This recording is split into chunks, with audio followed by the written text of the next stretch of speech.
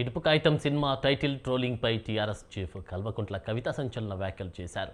ఇడుపు కాగితం పదానికి అర్థం పవన్ కళ్యాణ్ను అడిగితే బాగా చెబుతారంటూ హాట్ సెటైర్ వేశారు. తెలంగాణ అస్తిత్వంపై దాడి జరుగుతుంది. కాంగ్రెస్, బీజేపీ, బీఆర్ఎస్ సైలెంట్గా ఉండడం సిగ్గుచేటని అన్నారు.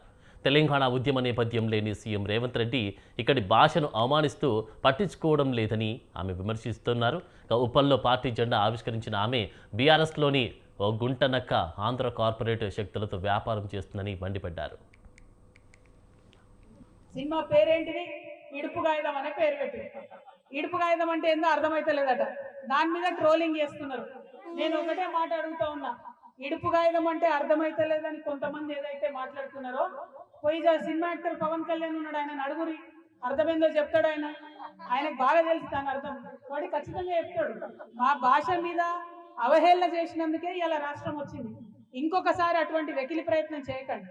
ఒకరి భాషను ఒకరం గౌరవించుకుందాం, ఒకరి సంస్కృతిని ఒకరు గౌరవించుకుందాం, అందరం కలిసి ఉందాం. కానీ ఇటువంటి ప్రయత్నాలు చేసి మళ్ళీ ఒకసారి తెలంగాణని అవమానపరుస్తాం, మా భాషని కించపరుస్తాం అంటే మాత్రం చూస్తూ ఊరుకునేది ఉండదు. సినిమా పేరేంటిది? ఇడుపు కాగితం అనే పేరు పెట్టి, ఇడుపు కాగితం అంటే ఏందో అర్థమైతలేదట. దాని మీద ట్రోలింగ్ చేస్తారు.